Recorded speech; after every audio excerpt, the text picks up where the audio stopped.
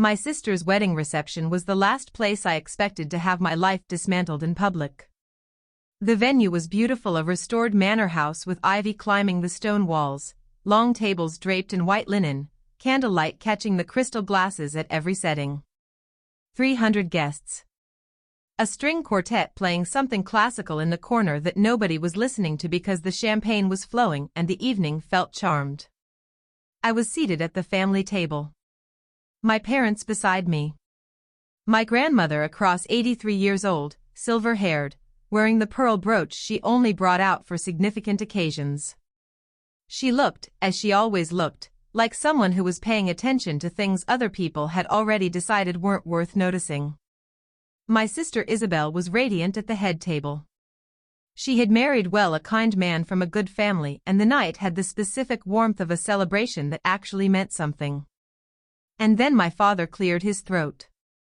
He waited until the toasts had finished. Until the plates had been cleared.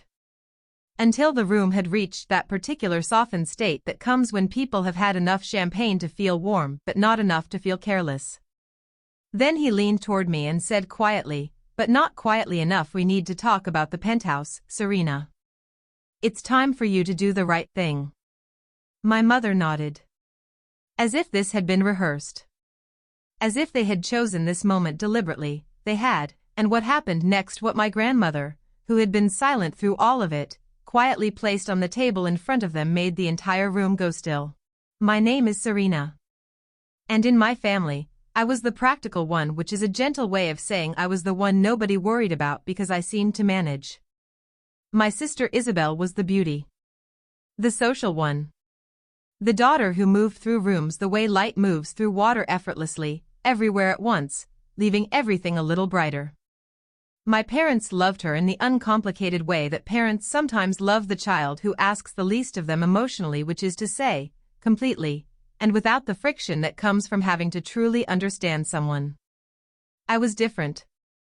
I was quieter, more internal, the kind of child who spent school holidays reading or reorganizing things or asking questions that adults found exhausting.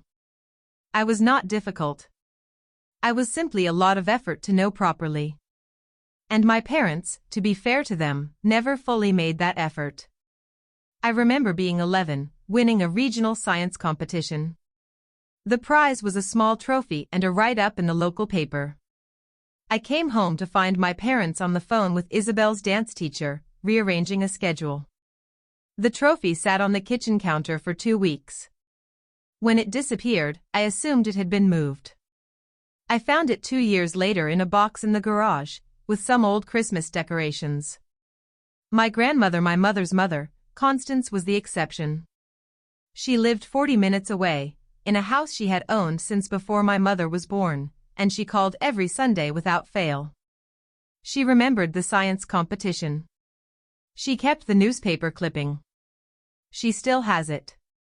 When I was 28, she called me to her house for a conversation that I thought was about her health. She was 80 at the time, and I had been worried. It was not about her health.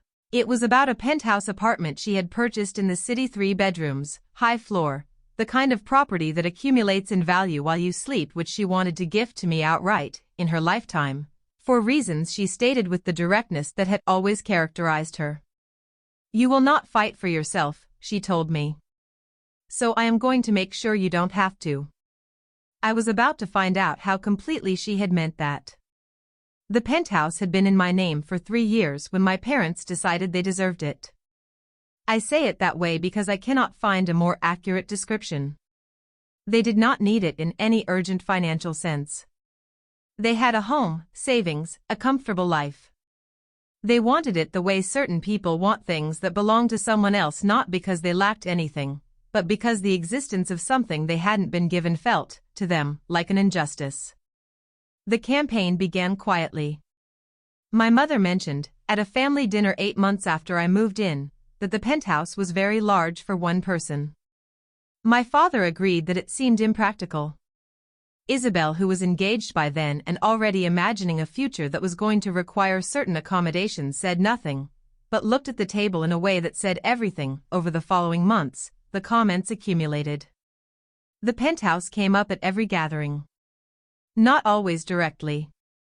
Sometimes it was a question about my plans. Sometimes it was a suggestion that perhaps I should consider something smaller and more suited to a single woman. Sometimes it was a reference to what Grandma would have wanted, which was particularly audacious given that my grandmother was still very much alive and had stated her wishes with considerable clarity. 6 months before the wedding, my father called me. He had been speaking with a property solicitor, he said, about options. He mentioned that the original transfer of the penthouse had been a gift, and that gift law in certain circumstances. He didn't finish the sentence. He didn't have to. The implication was clear enough. I called my grandmother that evening. She listened to everything. She was quiet for a moment. Then she said, I was wondering how long it would take. I have something prepared. Don't do anything yet. I didn't know what she meant. I trusted her completely. And at my sister's wedding, at the worst possible moment, in front of 300 people, my parents chose to make their move. They had timed it to humiliate. To create a public situation where I would feel pressured to agree to something I would never have agreed to in private. They had forgotten one thing. My grandmother was sitting right across the table. When my father said it's time to do the right thing, my grandmother set down her champagne glass. She did it very carefully. Very deliberately. The way she did everything with the specific intention of someone who has been waiting for exactly this moment and has prepared for it thoroughly. She reached into her evening bag. She placed a document on the table. Folded of a formal, the kind of paper that carries the weight of a solicitor's office and a deliberate hand. What is that? My mother said. A declaration, my grandmother said calmly. Prepared by my solicitor 8 months ago, when I first became aware that this conversation was likely to happen. She unfolded it. It was a statutory declaration, a formal legal document, signed and witnessed, in which my grandmother had documented the following: the circumstances of the gift, her capacity and intention at the time, and her explicit statement that the penthouse had been given to me without condition, without expectation of redistribution, and with the specific understanding that no other family member had any claim upon it. She had also included, and this was the part that made the table go very quiet, a record of every conversation she had been made aware of in which my parents had discussed strategies for recovering the property, including the call with the property solicitor, which her own solicitor had subsequently reviewed. This document, she said, has already been filed with my solicitor and a copy lodged with the property registry. Any legal challenge to Serena's ownership will encounter it immediately. My father's jaw tightened. My mother looked at her champagne glass. Several guests at the nearest tables had gone very still. The string quartet continued playing. Nobody was listening to them. My grandmother refolded the document. She placed it back in her evening bag with the calm of someone who had been carrying it comfortably all evening, waiting for exactly the right moment. Now, she said, picking up her champagne, I believe there is a wedding to celebrate. The gut punch was not the document. It was what she said next, so quietly that only the family table heard it. I have also updated my own will. I thought you should know. My parents did not create a scene. That, I think, surprised even them, that there was nothing to create a scene with. My grandmother had removed every available surface for it. My father excused himself from the table. My mother followed. They did not return for 20 minutes, and when they did, the conversation had moved on and nobody except those of us who had been there acknowledged what had happened. I found my father in the hallway near the end of the evening. I wasn't looking for him. But when I saw him, I understood it was time. Dad, I said. I know what you were trying to do. He looked at me. He was not quite prepared for calm. He had expected either upset or triumph, both of which he could have managed. What he got instead was something harder to dismiss. I know it started with Isabel's wedding plans, I said. I know the timing wasn't an accident. I know about the solicitor conversation. He opened his mouth. I'm not angry, I said. I'm just finished pretending I don't see what I see. He was quiet. His expression moved through several things: defensiveness, calculation, something closer to discomfort. "Mom and I just thought I know what you thought," I said. "You thought I wouldn't fight for myself. You thought that if you made it public enough, I would give in rather than make things difficult. And you were right, I wouldn't have fought." I paused. Fortunately, Grandma fights differently than I do. He didn't have an answer for that. "The penthouse was a gift," I said. "Not an asset to be redistributed when it became inconvenient that I had it and Isabel didn't. Grandma gave it to me because she saw something that nobody else in this family bothered to look for." "And what was that?" he said. There was bitterness in it. Real and complicated. "That I was there," I said simply. "Not asking for anything. Just there." I walked back to the reception. The string quartet was playing something warmer now. My grandmother was dancing slowly, with her son-in-law, who had asked her with the kind of courtesy that made me love him, and she caught my eye across the room and smiled. Not triumphantly. Just knowingly. The way she always had. The legal situation resolved itself without incident. My grandmother's declaration, as she had intended, made any challenge structurally difficult and practically pointless. My father's solicitor confirmed this within 2 weeks. There were no further conversations about the penthouse. My relationship with my parents is careful now. Not estranged careful. There is a difference. We speak at family gatherings.